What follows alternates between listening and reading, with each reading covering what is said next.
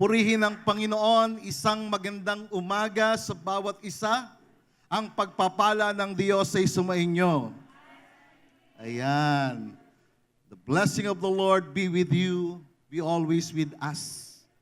Ako po ay nagpapasalamat sa Panginoon sapagkat last Sunday ay marami ang nabautismuhan na katotohanan na kayo po ay maglilingkod sa Panginoon. Ituloy po natin yan. Mag-aral tayo ng Biblia. Palakpakan natin ang Panginoon sa kanilang buhay. Mag-aral po tayo ng Biblia.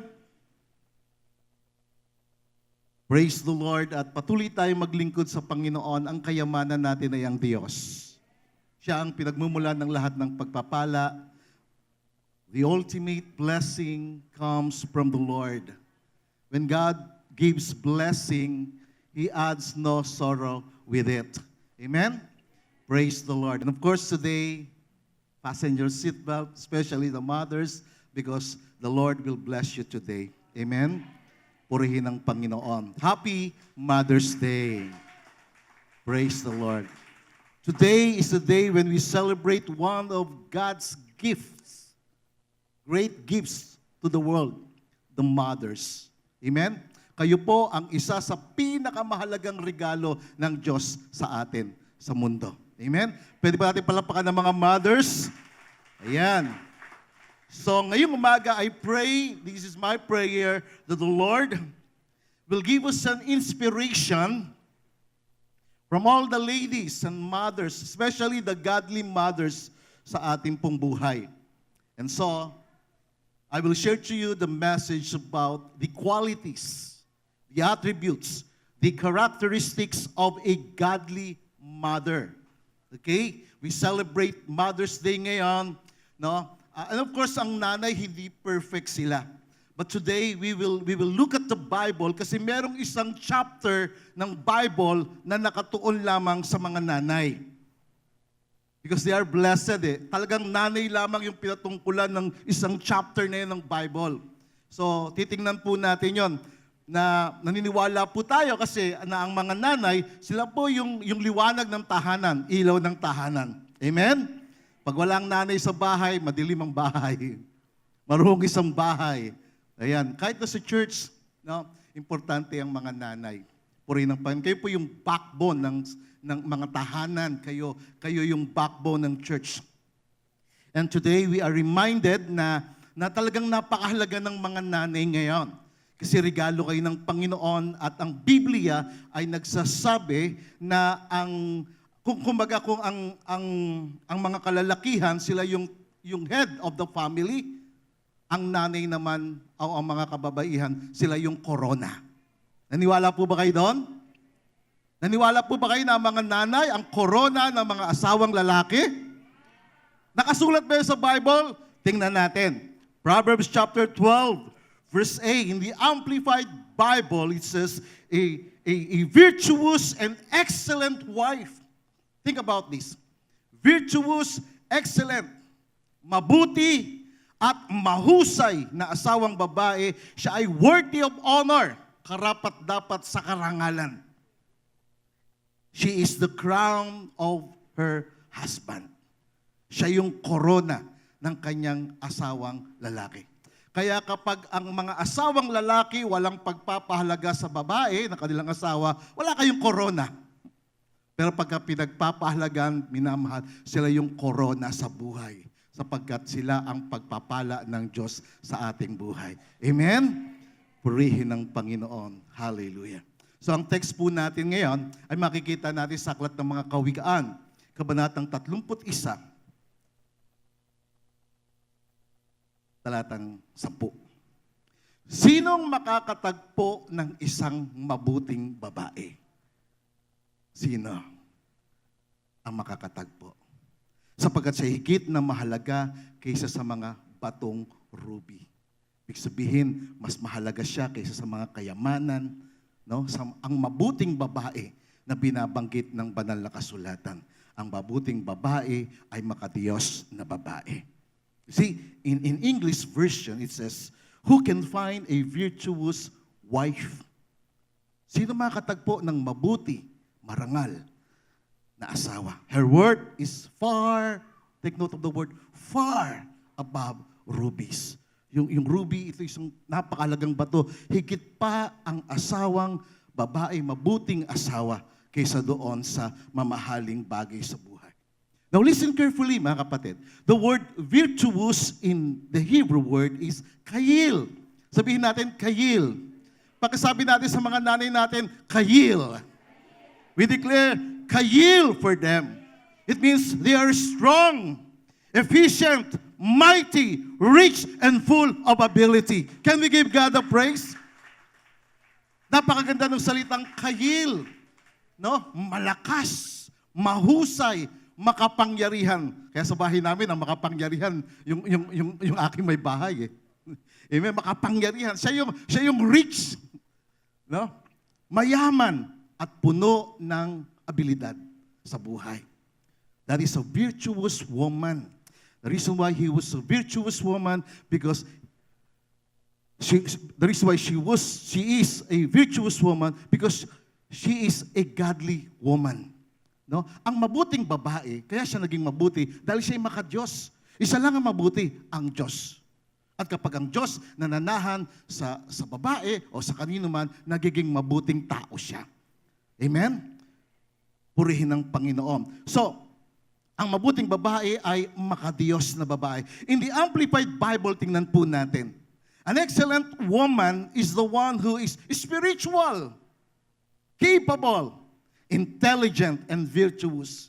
So yung marangal na babae, siya yung spiritual. No? Meron siyang connection sa spiritual na Diyos, sa espiritu ng Diyos. She is capable, she is intelligent, and virtuous. Na talagang, she is full of ability, makapangyarihan at punong-puno ng abilidad, punong-puno ng katalinuhan. Kaya kapag ang isang tao nagiging mabuti, kumbaga, napupuno siya ng kahusayan sa buhay, lalo na ang mga kababaihan. Kaya an excellent woman is the one who is spiritual, capable, intelligent, and virtuous. Who is he who can find her? Sino makakasumpong sa kanya? Her value is more precious than jewels. Yung kanyang halaga ay higit pa doon sa kayamanan. No? And her worth is far above rubies or pearls. Grabe, no? Yung pagpapahalaga, yung pagkilala sa kanya.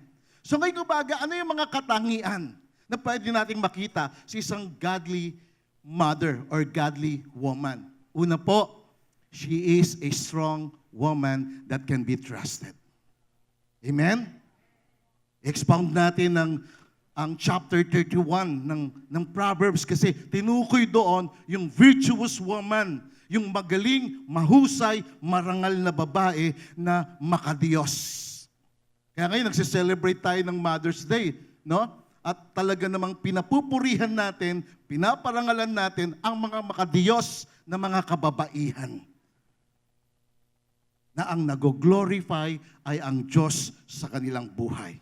So, she is a strong woman that can be trusted. A strong woman is someone who embodies resilience, courage, and inner fortitude. Siya ay matibay, matatag, malakas, makapangyarihan. She stands for what is right for the sake of her family. Na siya'y naninindigan para sa kapakanan ng kanyang pamilya. Kaya nga yung virtuous, unang-una, siya ay strong. Yung word na kahil, no, pagkat tinignan mo pa yun, inaral mo pa yun sa Hebrew word, talagang para siyang army. Strong, mighty, full of ability.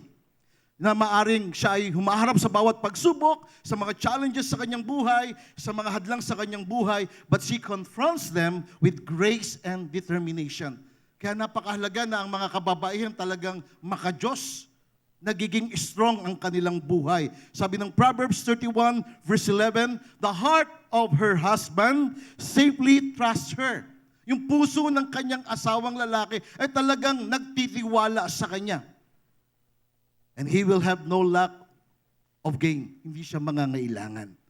You see, a godly woman is trustworthy. Ang makadiyos na babae, siya ay pinagkakatiwalaan. She always has the best interest of those she loves. na talagang iniisip niya lagi yung kapakanan ng kanyang minamahal, ng kanyang pamilya. Kaya nga yung kanyang asawang lalaki ay nagtitiwala sa kanya.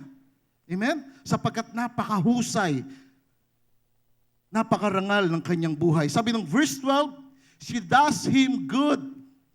Ginagawa niya lagi yung kabutihan sa kanya, sa kanyang husband, sa kanyang pamilya. Ganun ang mga nanay. Amen? Walang nanay na nag-isip ng masama sa kanyang pamilya. Walang nanay na nag-isip ng masama sa kanyang husband. Lagi niyang ginagawa yung ikabubuti, yung kapakanan ng kanyang pamilya. Amen? Hindi siya gumagawa ng masama sa kanyang pamilya sa lahat ng panahon ng kanyang buhay. Amen? Can we give God a praise? So dito makikita natin yung pagiging makadiyos na nanay. Ang pagiging makadiyos na babae, gumagawa siya ng kabutihan sa kanyang pamilya. Never siyang gumawa ng masama. Never siya mag-isip ng masama. Laging puno ng kabutihan. Ito yung babae. This kind of woman is an asset, not a liability to her husband and to her family. Asset siya. Lahat ginagawa niya para sa kapakanan ng kanyang pamilya. She is strong in times of challenges and trials in life. Sabi ng Proverbs chapter 18 verse 22, he who finds a true and faithful wife finds a good thing and obtains favor and approval from the Lord. Siya na nakatagpo ng tapat, totoo at tapat na asawa ay nakatagpo ng mabuting bagay. Amen? Kaya purihin ng Panginoon, pinagpala ang mga kalalakihan dito na nakatagpo ng mga may bahay na may takot sa Panginoon, may pagmamahal sa Diyos. Amen? Can we give God the praise? Kasi ang nakatagpo ng totoo at tapat na asawa ay nakatagpo ng mabuting bagay. Ito ay pagpapala ng Diyos. Kapatid, ikaw ay pinagpala. You are blessed if God has placed within your life a good and godly woman. Pag nakatagpo ka ng mabuti at tapat na asawa, na babae, no? Nakatagpo ka ng pagpapala ng Diyos. Nakatagpo ka ng favor ng Panginoon. Nakatagpo ka ng kabutihan ng Diyos. Amen? That is the first quality. The second is, she is a woman of sacrifice. Yung babaeng makadiyos, siya ay punong-puno ng sakripisyo sa kanyang buhay. Amen? Kung merong magsasakripisyo sa tahanan, walang iba kundi ang nanay. Amen, mga nanay? Ang tatay, of course, magsasakripisyo yan. Pero matindi ang sakripisyo ng nanay. Ang tatay, magbibigay lang ng sweldo yan. Pero kung paano binabudget ang mga bilihin sa bahay, yun ang mahirap. Kaya ang mga nanay, mathematician sila. Magaling sila sa math, mahusay sila. Pag ang tatay ang pinahawak mo ng pera sa pangailan ng bahay, nako, mahirap nang magsalita. She is a woman of sacrifice. A woman of sacrifice is someone who willingly gives up her own needs. Yung babae na nagsasakripisyo, talagang ginigive up niya yung kanyang pangangailangan. Minsan hindi yan bumibili sa sarili niya. Mas inuuna niya yung kanyang pamilya. Yung pangangailangan at benepisyo ng kanyang pamilya. Amen? Purihin ang Panginoon sa mga makadiyos na nanay. Siya yung nanay na mahalaga sa kanya yung well-being, yung pangangailangan, at lagi siyang nagsasakripisyo para sa kaligayahan at pagtatagumpay ng kanyang pamilya. Tingnan natin ito sa wikang Tagalog. Magandang balita, talatang 13. Wala siyang tigil sa paggawa, hindi na halos nagpapahinga. Amen? Ito yung may definition ng Proverbs 31 sa nanay. Whole chapter yan, mga kapatid. Wala siyang tigil sa paggawa, hindi na halos nagpapahinga, humahabi ng kanyang telang lino at lana. Talatang 14, tulad siya ng isang barkong puno ng kalakal. Siya ay nag-uwi ng pagkain mula sa malayong lugar. Naalala ko ang may bahay ko, galing pa yan doon sa Antipolo. Pupunta sa kanyang kumbaga, pinuntahan na lugar. Pag uwi niyan, bit, 3 grocery sa kaliwa, 3 grocery sa kanan. Talagang makita mo, kaya pag nakikita ko, naluluha ako eh. Kasi para siyang isang barkong puno ng kalakal. Purihin ang Panginoon. At hindi lamang siya. At alam ko, maraming nanay ganito para sa kanilang pamilya. Amen? Siya ay nag-uwi ng pagkain mula sa malahayong lugar. Lagi may pasalubong ang nanay. Talatang 15, bago pa sumikat ang araw, inihanda na niya ang pagkain ng buo niyang sambahayan, pati na ang gawain ng mga katulong sa bahay. Amen? Tingnan natin in the English version. She is like the merchant ships. She brings her food from afar. Kumbaga, mula sa kalayuan na talagang bit-bit niya, talagang nagdadala siya ng pagkain. Verse 15, ang ganda. She also rises while it is yet night. Gabi pa lang, nag-aasikaso na siya para sa kinaumagahan. Amen? At nagpo-provide siya ng food para sa kanyang tahanan. Ito yung kanyang mga sakripisyo. Siya ay nagtatrabaho, nagluluto, nag-iingat, naglilinis ng tahanan. Siya ang gumagawa sa mga details of the home. She rises early. She works late. She tends to the needs of her children, her husband, and the others in her household. She is there. Laging nandun ang nanay. Sa panahon na merong nagkakasakit, sa panahon na merong nagugutom, sa panahon na para bang ikaw ay broken-hearted, nandun ang nanay. Kaya ako lagi ko naalala ang nanay ko eh. Pagka broken-hearted ako, pumupunta ako sa nanay ko eh. So ang nanay ko yung nagbibigay ng comfort sa ganun ang nanay eh. Di ba? Ang nanay laging iniisip niya, tinatanong niya sa anak niya eh, sino ba yung naging crush mo? Sino ba yung nakapagpatibok ng puso mo? Ang nanay ang unang nagtatanong. Bakit? Kasi mahalaga sa nanay ang kapakanan ng kanyang anak. Laging ang mga nanay ay nagsasakripisyo para sa kanyang pamilya. Purihin ang Panginoon. Ganon ang godly mother. She is strong. She's a woman of sacrifice. And third, she is a woman of service. Siya ay isang babae ng paglilingkod. A woman of service is someone who dedicates herself to helping and supporting her family. Talagang dedicated siya, devoted siya sa paglilingkod sa kanyang pamilya. Makakakitaan mo siya lagi ng compassion, ng kindness, no? Ng commitment para talagang maipakita niya yung kanyang paglilingkod sa kanyang pamilya. Tingnan natin yon. Talatang 16 ng Aklat ng Kawikaan. Marunong siyang pumili ng lupa sa kanyang bibilhin, at mula sa kanyang sariling ipon, pinapataniman niya ito ng ubas. Ganon yung kanyang paglilingkod. Alam niya, lagi ang nanay, iniisip niya lagi yung kapakanan ng kanyang pamilya. Yun ang kanyang pusong paglilingkod. Verse 17, sabi dito, malakas, masipag, at mabilis siyang gumawa. No, sa amin, talagang, naalala ko sa amin, malinis. Pag-uwi ko, malinis. Ang sapatos hindi pwedeng ipasok sa loob ng bahay kasi malinis ang bahay.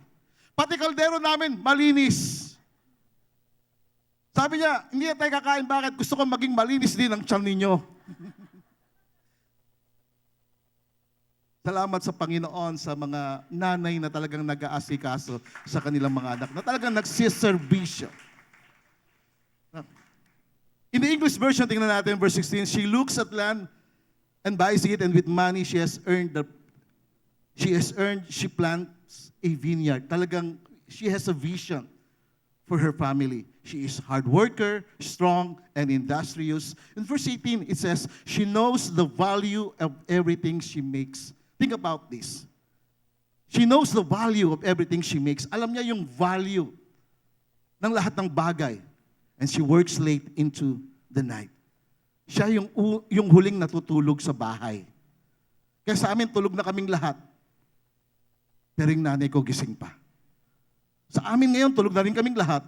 Pero may bahay ko, ang grasya ng buhay namin, gising pa. Nagtatrabaho pa rin.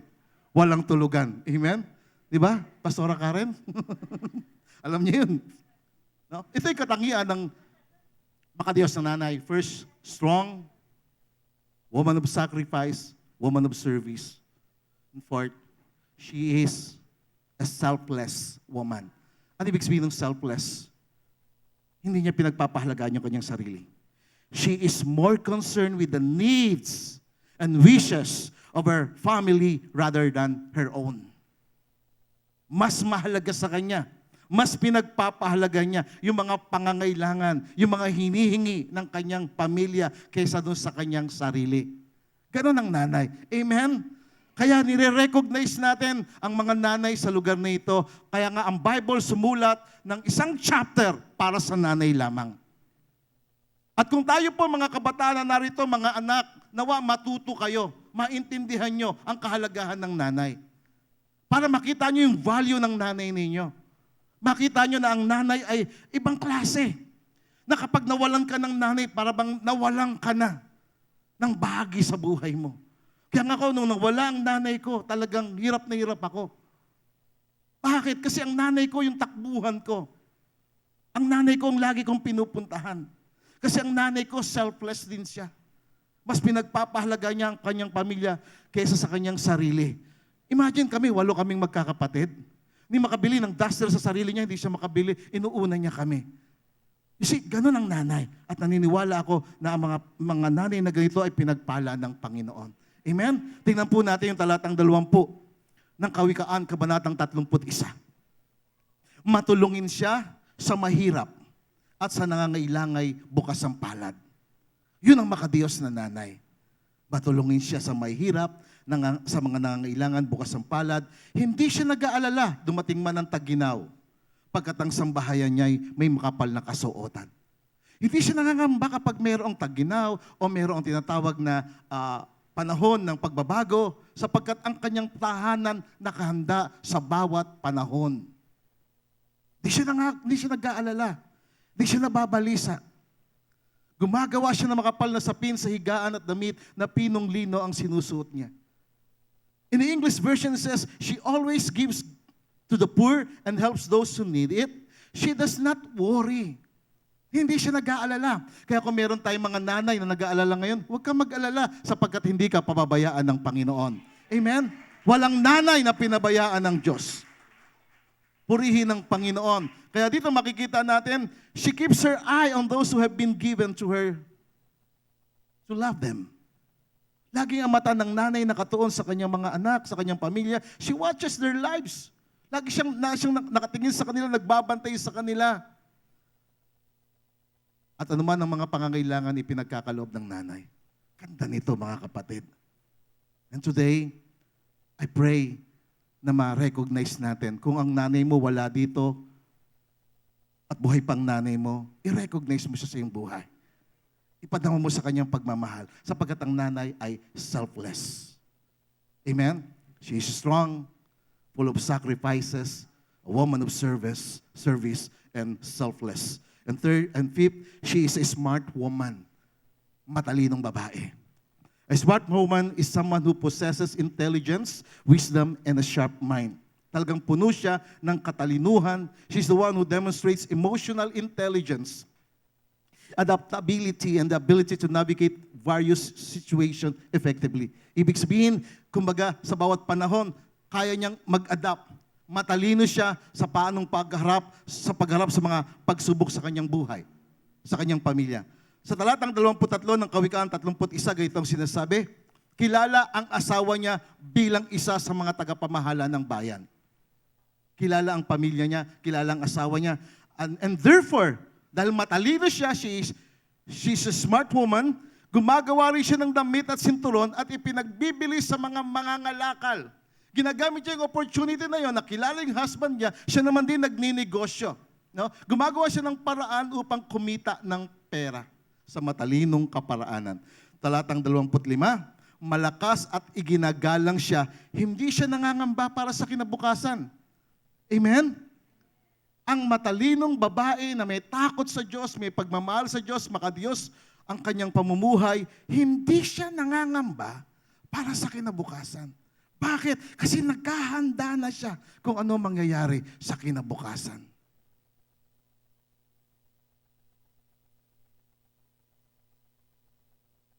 Verse 26, nagsasalita siya ng may karunungan at nagtuturo ng may kabutihan. She's full of wisdom and ability.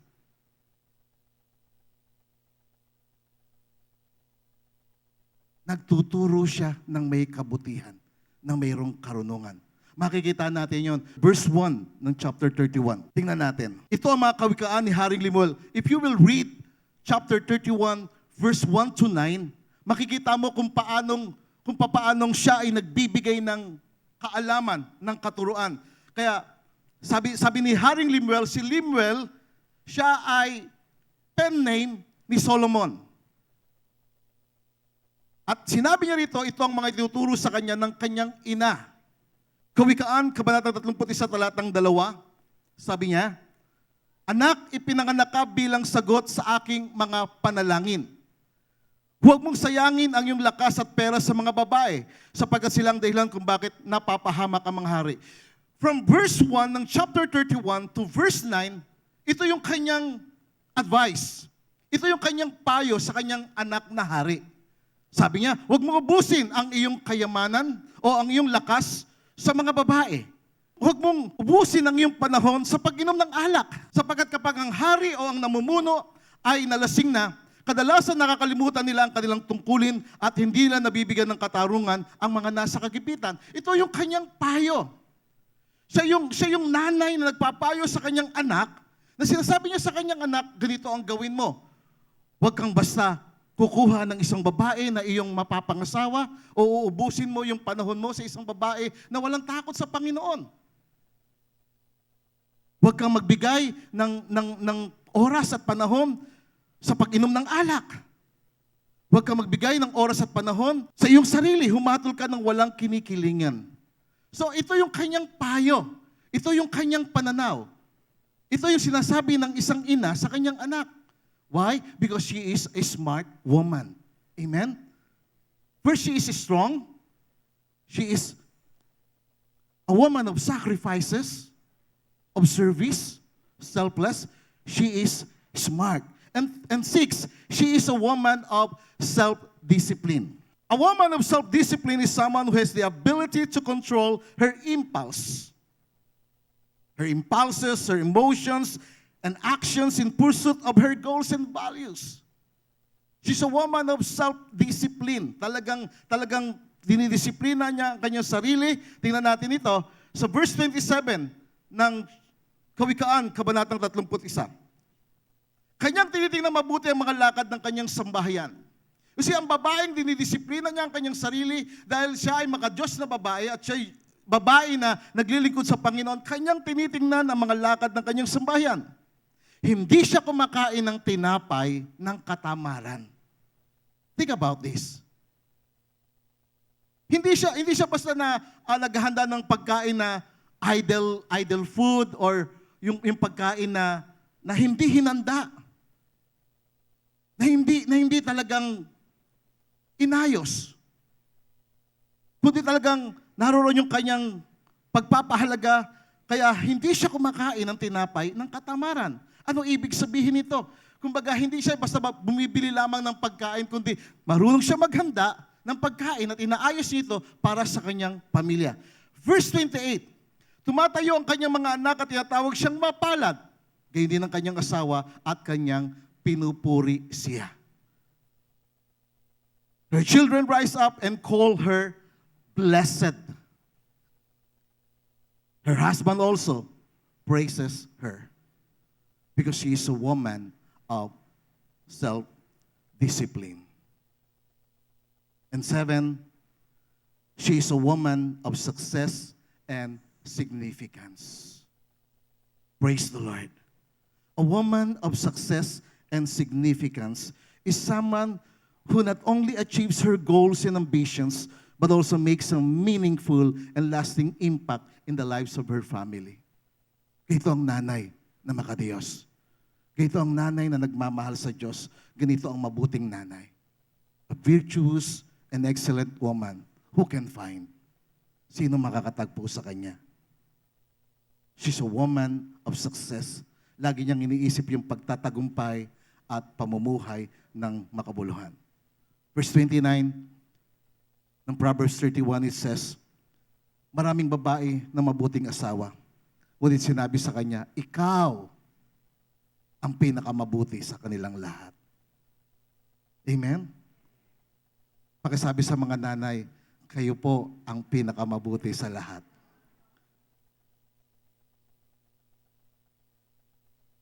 Ang pagiging kaakit-akit ay makapandaraya at ang kagandahan ay kumukupas, pero ang babaeng may takot sa Panginoon ay dapat purihin. Can we give God the praise? Dapat siyang gantimpalaan sa kanyang ginawang kabutihan at parangalan sa karamihan. In the English version, it says, many women do noble things, but you surpass them all. You see, a godly woman is an exceptional one. She surpasses them all. Kung ikaw sa pamilya nyo, ikaw yung makadiyos na babae, nalampasan mo lahat ng mga kababaihan sa inyong pamilya. Amen? And that is why we have the Word of God. We serve the Lord. We have that fear of God. It says in verse 30, charm is deceptive and beauty is fleeting, but a woman who fears the Lord is to be praised. Amen? Can we give God the praise? A woman who fears the Lord. A woman who is godly. A virtuous, excellent woman should be praised, should be honored. Kaya sabi ng verse 31, honor her for all that her hands have done.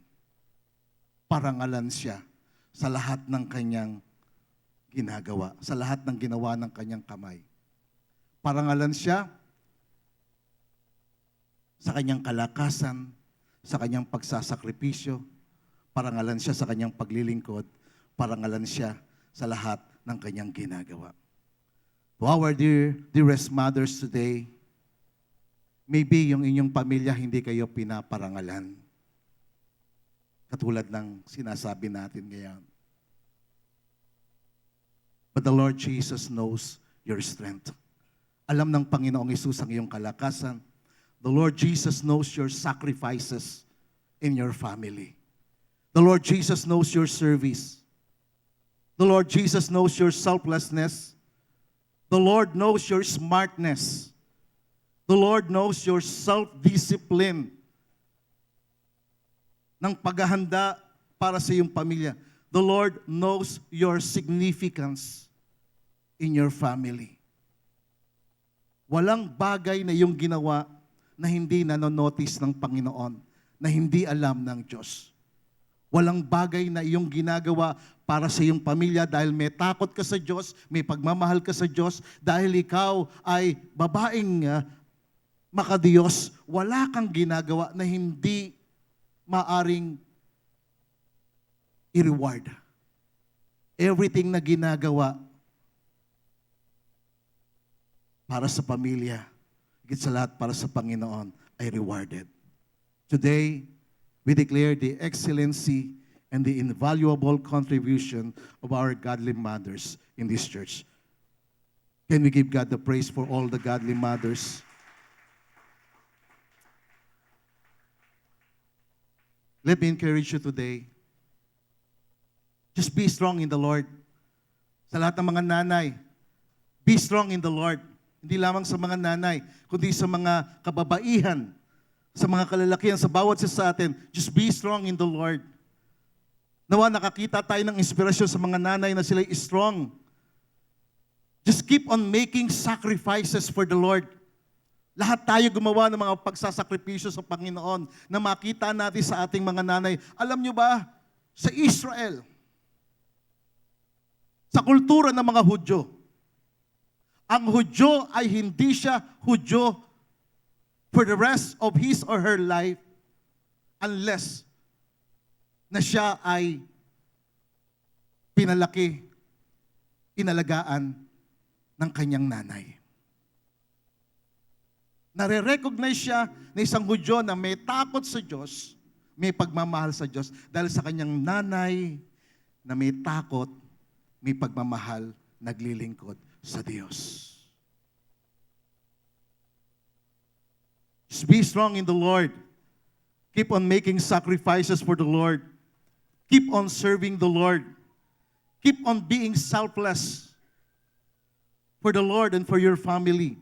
Keep on being smart, a man or a woman of wisdom. of intelligence. Keep on living in self-discipline for yourself, for the Lord, and for your family. Keep on living in success and significance. Kasi isang araw, lahat ng ginagawa ng bawat isa, especially sa mga nanay, isang araw, mayroong reward. Do you believe that? Naniniwala po ba kayo doon? Ito ang sabi ng Panginoon sa Matthew chapter 25, verse 23. It says, "Well done, good and faithful servant. You have been faithful over a few things. I will make you ruler over many things. Enter into the joy of your Lord." Think about this. The day will come that your sacrifices, your service, your selflessness,